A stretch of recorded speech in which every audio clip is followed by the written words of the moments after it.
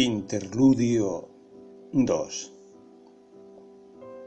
1995.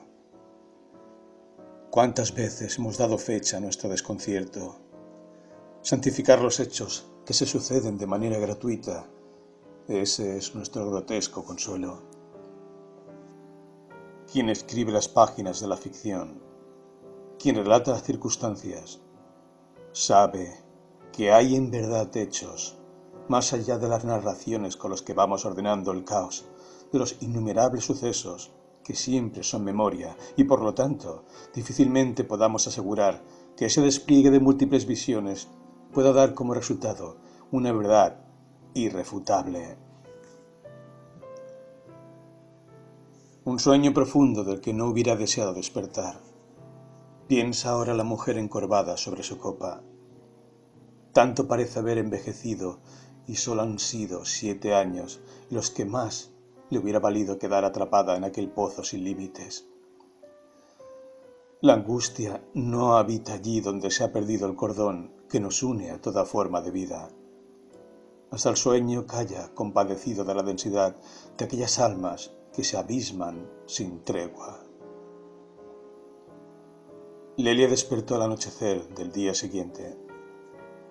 Lo primero que llamó su atención es que ya no estaba la cuna en su cuarto. Marcos había dispuesto las cosas de ese modo. Sería perjudicial para Karen dormir con su madre cuando ésta se hallaba en semejante estado de alteración. No le comunicó su decisión, pero todo estaba implícito. Lelia había aprendido a conocer aquel parco lenguaje. Solo hizo algunos comentarios tales como: «Es innecesario. Es hora de que tenga su propia habitación». Lelia intentó alegar que aún estaba amamantando. «Ya amamantaste suficiente». Esto último lo dijo con su clásica sonrisa, aquella que le producía un temor inespecífico, que ella no podía llegar a definir en qué consistía exactamente. Comenzaron los días de un agobio interminable. Se despertaba todas las madrugadas. Aquel sueño repetido volvía a presentarse al poco tiempo del regreso al hogar. Bajaba las escaleras. Sentía la respiración agitada. Subía nuevamente. La habitación de Marcos estaba cerrada y el silencio era absoluto. Entonces se dirigía angustiada a la habitación de Karen y la encontraba sin pañales, la cuna mojada. Temerosa, cambiaba las sabanitas y le ponía pañales nuevos. Comenzaba a pensar que, obviamente, como su psiquiatra había dicho, estaba en un estado tardío del puerperio. Una sensación injustificada de amenaza se cernía sobre ella y su beba. Era mejor así. Todos lo sabían. Su sentido de la realidad era frágil, su tendencia infinita a la afabulación.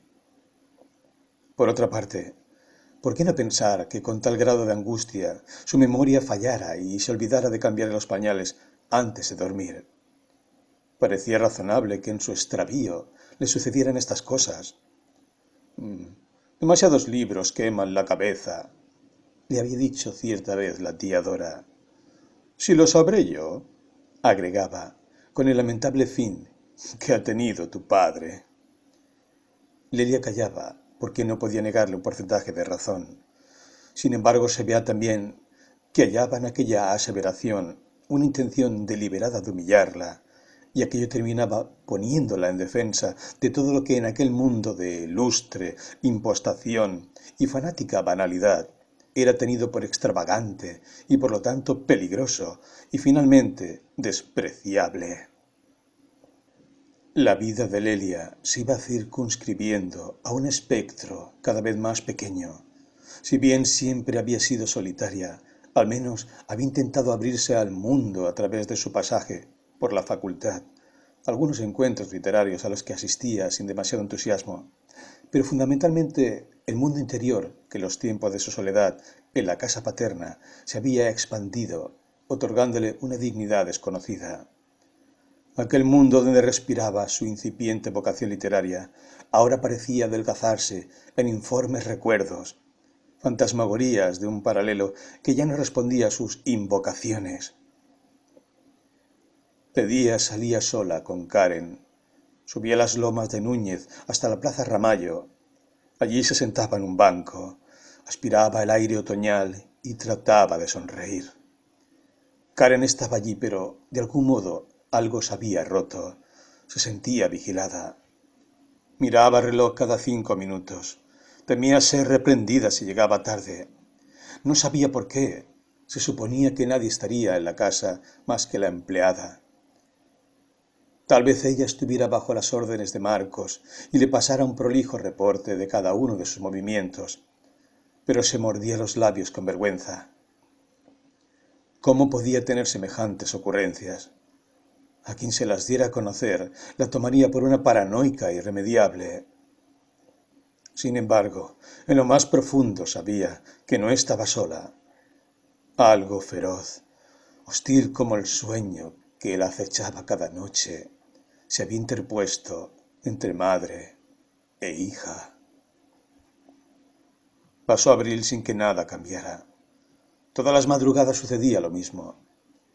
Lelia estaba convencida de que comenzaba a deslizarse por una pendiente peligrosa. Su miedo a la locura nuevamente la acechaba. Marco notaba aquello y hacía pequeñas alusiones que a ella se le figuraban como insondables trampas. Veía en cada pequeño detalle una amenaza. Cuando Marcos trabajaba en su estudio, al lado de la habitación de Karen, Lelia pasaba constantemente tratando de poner alguna excusa que resultaba innecesaria, y por esto mismo dejaba en evidencia su naturaleza de artificio. El corazón le palpitaba con fuerza si veía que la habitación de Karen estaba entreabierta. Miraba de reojo a Marcos, su posición frente a la mesa de trabajo. Trataba de sondear algún gesto que pudiera corroborar sus sospechas, y cuanto más inespecíficos eran los signos, más se quebraba su voluntad. Ya no deseaba jugar con su hija. Solo se sentía aliviada cuando podía llevarla a su dormitorio y dormir abrazada a ella. Entonces se sentía a resguardo, porque se le había prohibido seguir amamantando, no solo por consideración de Marcos, sino de una psicóloga conocida. Según él, le había referido, e incluso del psiquiatra al que no había vuelto a ver desde el día de su regreso a la casa. El solo hecho de volver a sentirse unida en la penumbra de su habitación la calmaba por un rato. El resto del día se la pasaba yendo y viniendo por la casa, buscando indicios de algo que específicamente no quería saber qué era. El recuerdo de la sombra de Marcos, dejando a la niña sobre la cuna, aquello que justamente había sido detonante de su huida al pueblo de su abuela, había quedado en un plano confuso entre lo real y lo onírico. Confusión que terminó por considerar propia de su exaltación, de aquella heredada tendencia a la tragedia que había sido la perdición de su familia. Ahora Lelia hablaba, según las voces, de una conciencia prestada, y por otra parte, ante su inevitable soledad, hallaba en la sumisión y en la aceptación de su extravío una explicación dirigible a hechos que de otra manera hubieran resultado intolerables.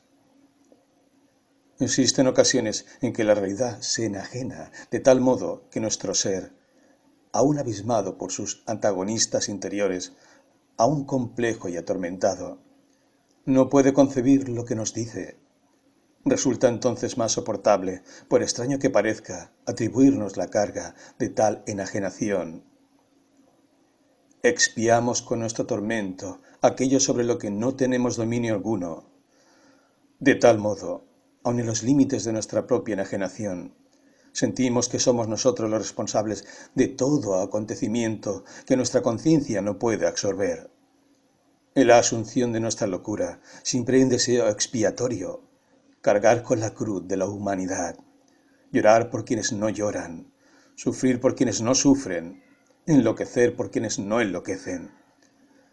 Allí está la materia con la que se abre el camino de los mártires. Es necesario que para que exista un mártir al menos haya unos cuantos cobardes secundando la escena.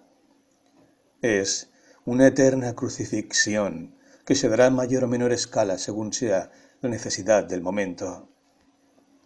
Mártires familiares, mártires sociales, mártires históricos, solo son grados de una misma e ineludible fórmula.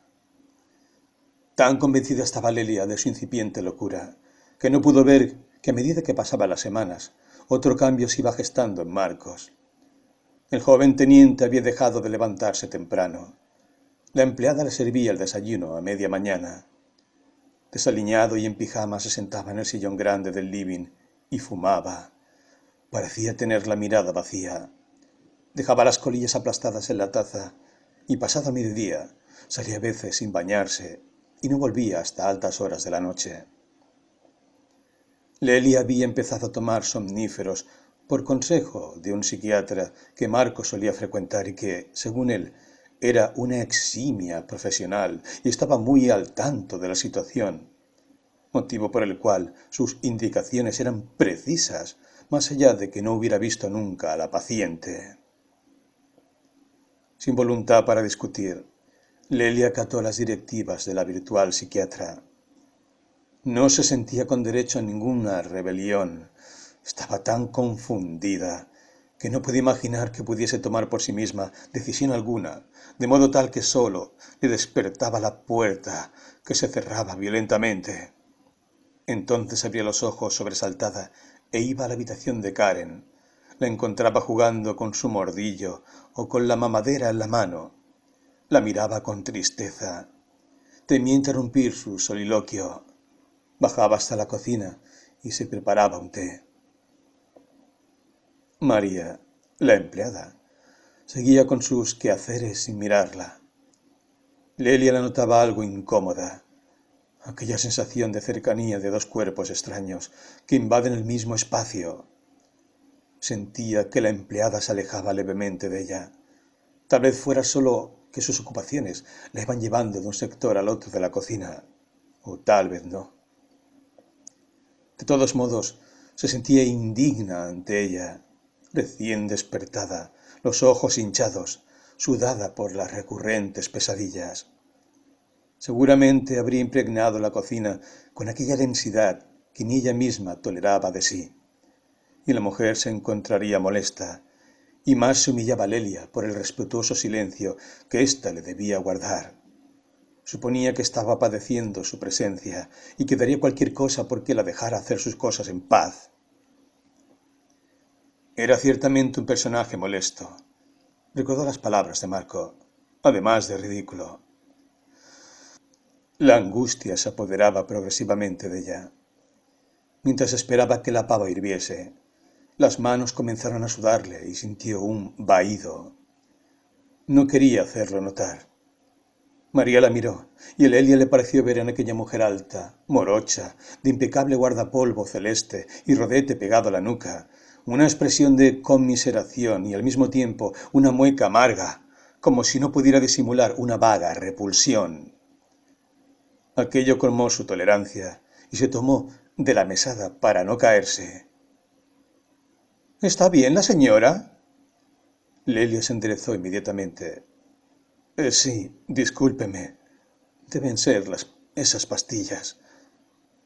¿Quiere que le lleve el té al comedor? Sí, por favor, repitió Lelia, a punto de estallar en un sollozo.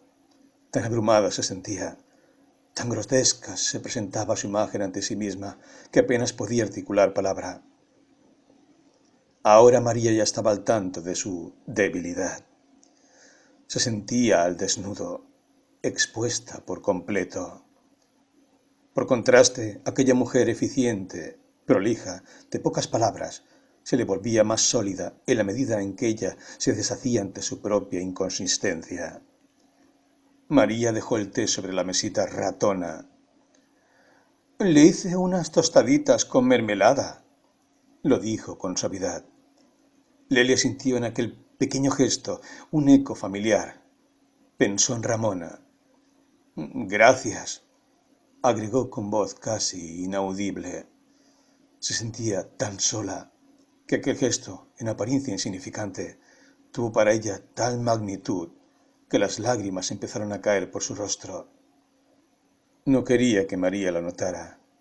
Bajó la cabeza concentrada en revolver el azúcar. Si pudiera confiar en alguien, si aquella mujer, en el fondo, no era ni aliada ni espía, y si, más aún, de algún modo silencioso y discreto, estaba intentando protegerla, y si en vez de sentir repulsión hacia ella, lo que sucedía era que su mueca de amargura estaba más relacionada con cosas de una vida que ella desconocía. ¿Acaso no oía también ella los portazos que daba Marcos? ¿Acaso no lavaba cuidadosamente la taza llena de colillas de cigarrillos? ¿No era ella la que, en la mañana, le daba a Karen la mamadera y los juguetes? Y si María también notaba algo, si ella era mudo testigo de aquello que a Lelia se le aventuraba un extravío más de su conciencia. Comenzaba mayo, y el otoño se había vuelto más ventoso. Lelia veía desde el ventanal que daba a la avenida moverse las copas de los árboles. Remolinos de hojas secas caían sobre las calles y el viento hacía vibrar los ventanales. Demasiado frío, pensó. No expondría a Karen a esos vientos. Decidió suspender sus caminatas habituales. Deambulaba por la casa sin saber qué hacer exactamente. No podía concentrarse en nada. Estaba pendiente de la llegada de Marcos. Temía y al mismo tiempo ansiaba que volviera. Deseaba fervientemente un desenlace, aunque fuera el peor, aunque no pudiera evitar el tormento que le producía imaginárselo. Era preferible un final violento que aquella hostilidad ambigua, esa siniestra calma cargada de gestos amenazantes. Aquella noche, Lelia comió sola. Se obligaba a cada bocado, pues tenía un nudo en el estómago y se sobresaltaba cada vez que oía el ruido del motor de un auto ingresando en el garaje. Parecía tener agudizados los sentidos.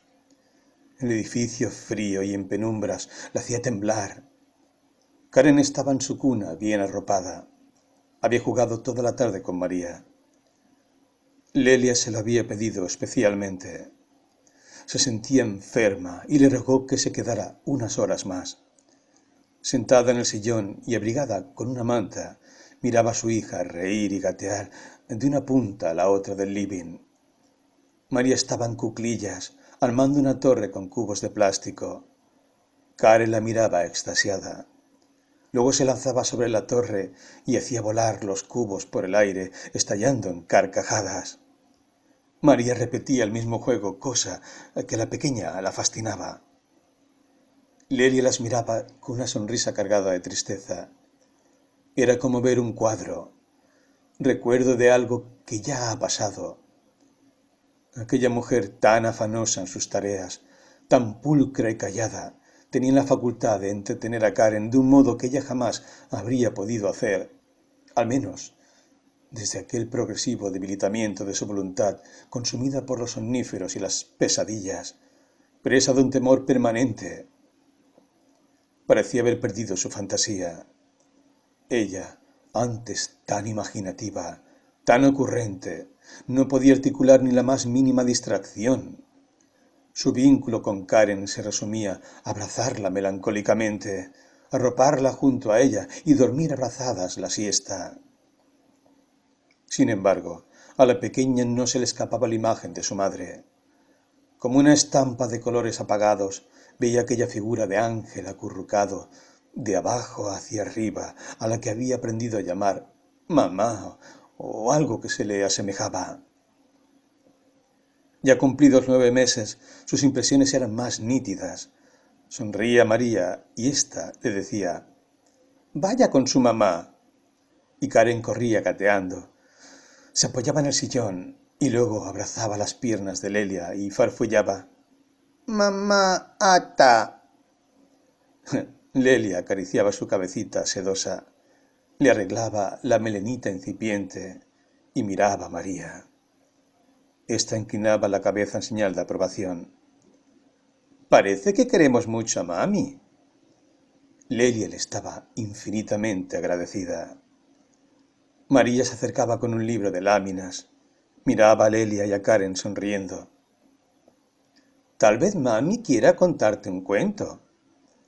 Lelia hacía un inmenso esfuerzo de voluntad. A ver qué hay aquí. Un perrito. Sin ganas imitaba el sonido. Karen se reía. Mamá, guau, guau, ata. Sí. Y así iban pasando las gruesas páginas hasta el final. Luego quedaba exhausta con el libro en la falda y la cabecita de Karen sobre su pecho. Entonces María, viendo el rostro fatigado de Lelia, tomaba a Karen y decía: Mami está cansada y es hora de la mema. Mamadera, corregía Lelia sonriente. No se sentía con derecho a hacer corrección alguna, pero era ya un vicio eso que le habían puesto en la cabeza de no aniñar el lenguaje. Perdón, señorita Karen, usted debe tomar su mamadera. Lelia reía. Aquella mujer tenía clase, tanta como su porte parecía indicarlo. Con lo que no había contado era con esa rara cualidad de hacerse eco del dolor que percibía en los demás. Locas imágenes pasaban por la cabeza de Lelia, una encarnación de Ramona al orden de las circunstancias. ¡Qué idea! ¿Cómo suponer aquellas supersticiones solo propias de los manipuladores y los desesperados? Recordó aquella frase que decía: el pasado es un abismo que solo recupera la magia en la palabra. Estas cosas pensaba mientras sentía las horas extenderse, la noche aún más fría y ventosa. El aire, arremolinado, parecía traer un anuncio de tormenta. Lelia se sintió lejanamente reconfortada por el ya tan lejano recuerdo de la bendita noche del nacimiento en que vio cómo su vientre se aplanaba de pronto, dejando salir a la criatura de sus entrañas, la hija, su prolongación, el ángel de sus sueños de infancia. Cuánta felicidad en aquel estallido de la naturaleza, la tierra y la madre en comunión, cargadas y luego estallando, vaciándose como un cántaro agobiado de plenitud. Había pasado ya la medianoche cuando sintió el ruido del motor. Se estremeció. Sumida en sus pensamientos, por un momento había olvidado la aspereza de aquel presente, dentro del cual se sentía por completo ajena, como un pájaro en una pecera. Aquella imagen se le presentaría muchas veces desde aquel momento. Oyó el chirrido del ascensor, los pasos rápidos, la llave que parecía no acertar la cerradura y la violentaba como si quisiera romperla. Lelia se quedó inmóvil en el sillón, esperando. Marcos apareció, estaba agobiado, se sentó sobre la silla, puso los codos sobre la mesa y las manos en las sienes. Meneaba la cabeza negativamente como si estuviera luchando con sus propios pensamientos. ¡No!, dijo en voz alta, y dio un puñetazo sobre la mesa. Lelia se sobresaltó. «¿Eh?», dijo Marcos mirando hacia el sillón. «¿Qué haces acá? ¿No tomaste tus pastillas?». Lelia notó que estaba extraño. Sus movimientos eran nerviosos y hablaba más de lo acostumbrado. «No, todavía no», respondió con temor. «Me quedé acá un rato leyendo». «¿Y Karen qué? ¿Otra vez la dejaste a la buena de Dios?». «Karen duerme. María se quedó un poco más y estuvimos jugando toda la tarde». «¿Y para qué? María tiene su horario. ¿O ahora también necesitas dama de compañía?».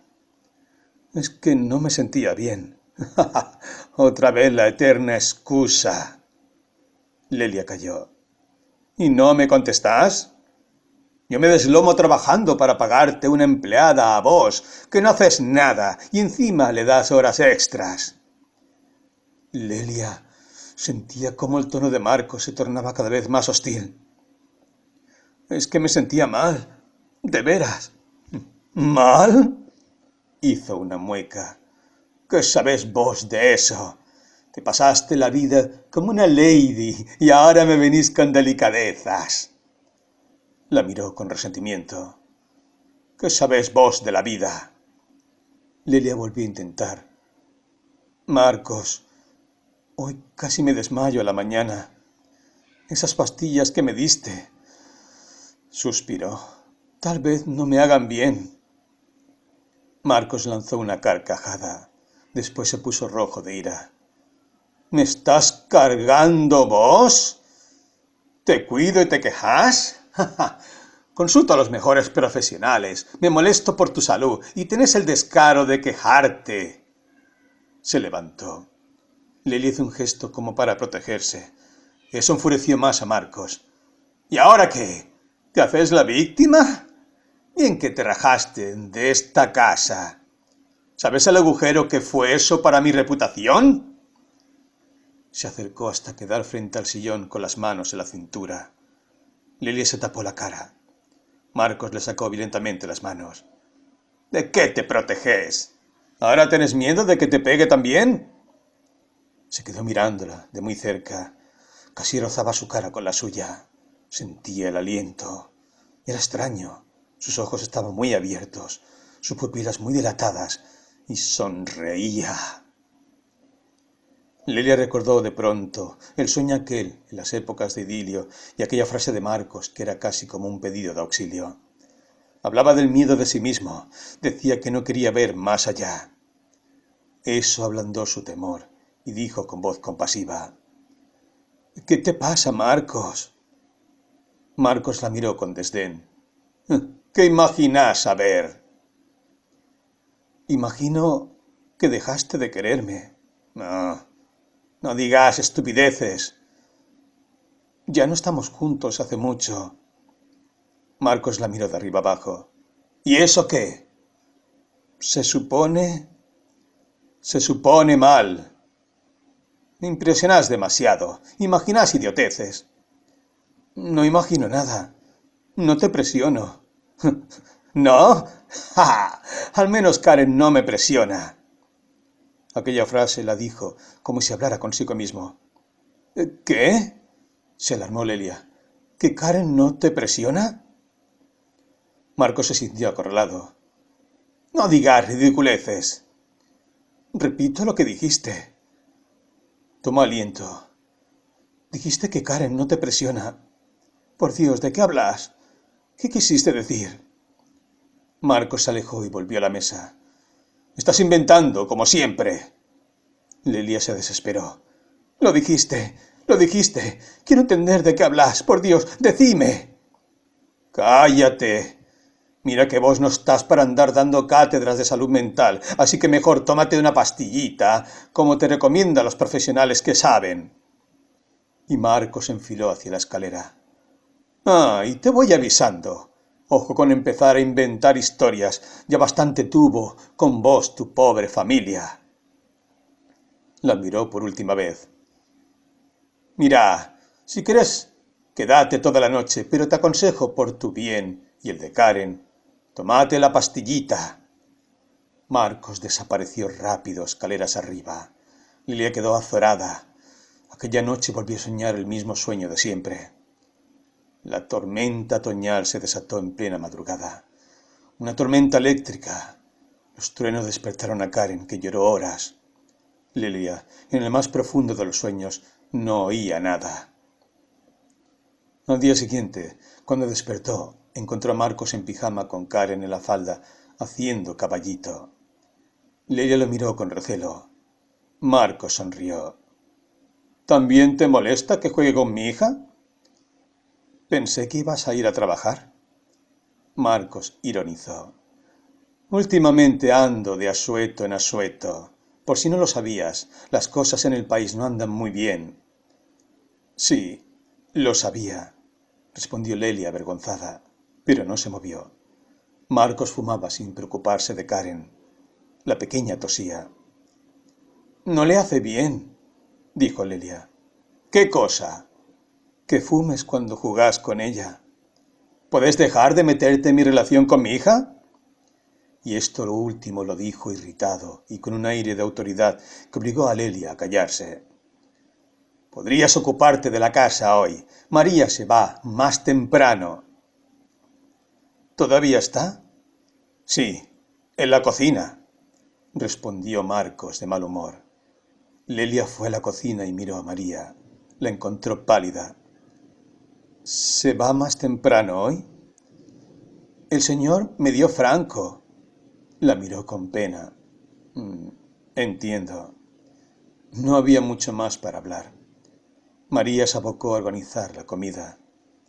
Le dejo unas tartas para la noche y mañana. Así no tiene que cocinar. Fijó una mirada significativa en ella. Por si no se siente bien, ¿sabe? Gracias, María. ¿Y cuándo vuelve? Pasado mañana, si Dios quiere. Ah, qué bueno. Pensé que eran más días. María esbozó una sonrisa y siguió con sus quehaceres en silencio. Lelia se retiró y pasó por el living sin mirarlos.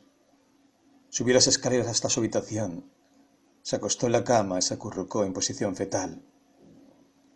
Quería olvidar dónde se encontraba.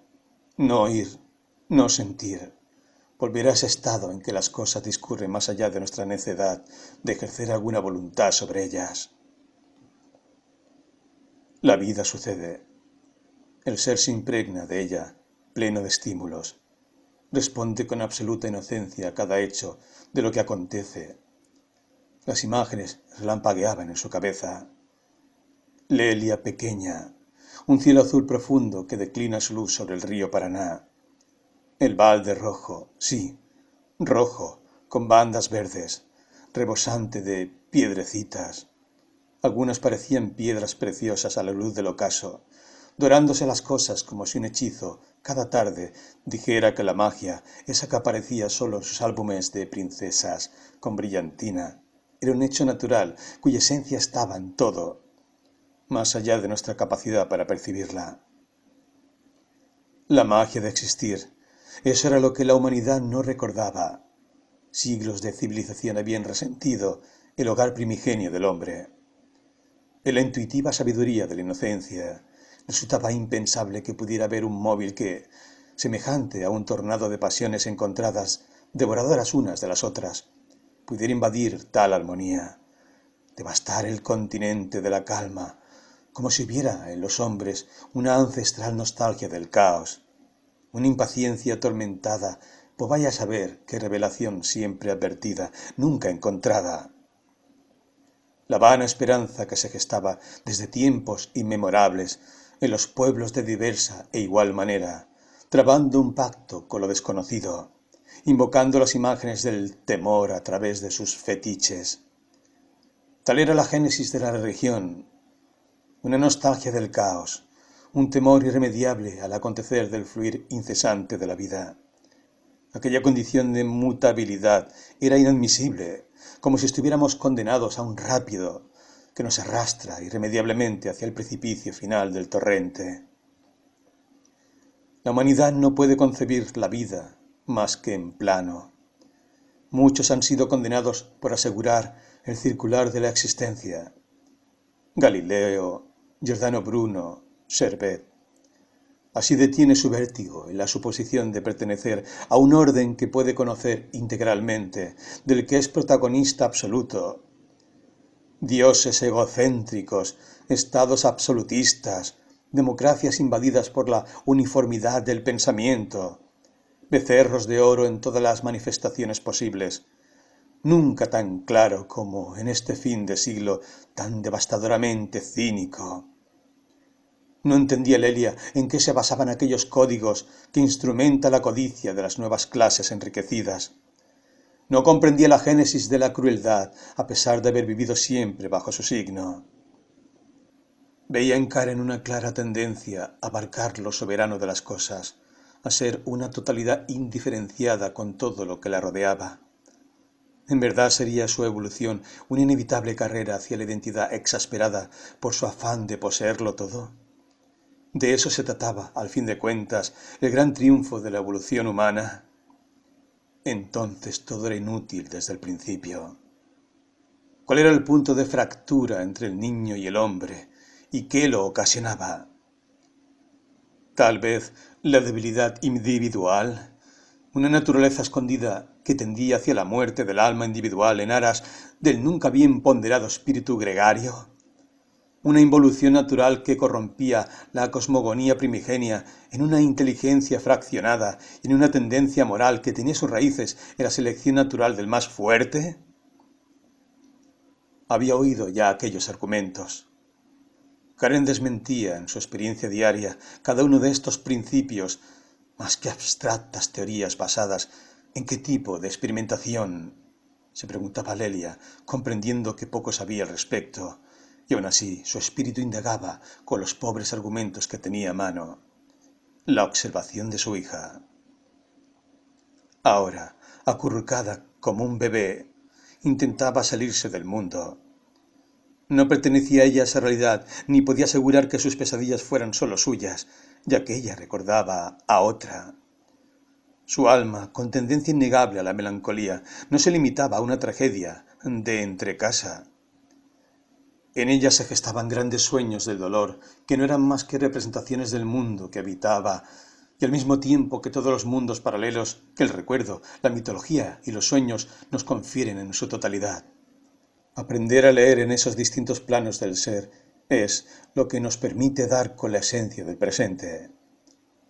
Olvidar, volver por el hilo del regreso a un estado de plenitud inconsciente. En el mayor desasosiego, la conciencia cede lugar al anhelo infinito de ignorarlo todo. Cayó en un sueño liviano, cargado de sobresaltos. El rostro de Marcos, cerca suyo, sus palabras. «Karen no me presiona, no me presiona». Se despertó. Oyó que la puerta se cerraba. María acaba de irse, pensó, y se levantó como un resorte. Pasó por la habitación de Karen. No estaba allí, tampoco el bolso con los pañales y el cambiador. Alarmada, bajó las escaleras. No había nadie, ni Marcos, ni Karen, ni María. Buscó afanosamente alguna nota que dejara Marcos en algún lugar, en la mesa del comedor, en la cocina. Nada.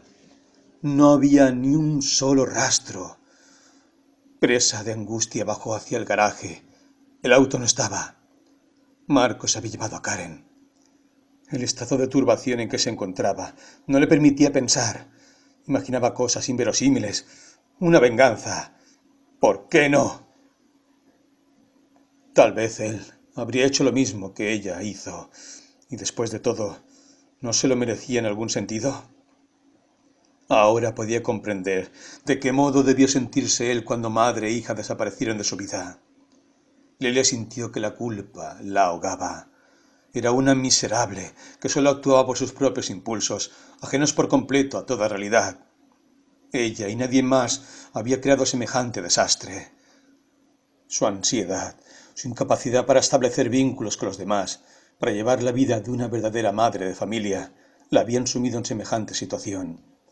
Por otra parte, era cierto que si Marcos había tenido problemas con su trabajo, bien podía debérselo a ella. Uno tras otro, los motivos que justificaban su miseria iban enlazándose de tan razonable manera que era imposible frenar aquello. ¿Lo habría meditado tal vez desde hacía tiempo? Era posible. Tal vez le hubiera dado franco a María con ese propósito, el de irse sin dejar registro de su desaparición. Pasó de un estado de perplejidad a uno de agitación compulsiva. Llamó a la casa de la madre de Marcos. Discaba el número temerosa, alejando el auricular levemente de su oído, evitando confirmar sus sospechas. No contestaba nadie. Cortó y volvió a llamar con la esperanza de haber marcado mal. Lo hizo una y otra vez. Efectivamente, nadie respondía. Subió a la habitación de Marcos, revisó en la mesa de luz. Había una pequeña agenda. Sin pensarlo, comenzó a marcar cuanto número hubiera allí. Preguntaba por Marcos y a cada negativa cortaba sin decir quién era. Se sentía horriblemente avergonzada por su conducta, más que ridícula, afirmaba, haciendo gala de una increíble capacidad para flagelarse. Absurda, inútil, ridícula. No tenía en cuenta en aquel momento que solo repetía las palabras que le habían proferido o al menos insinuado.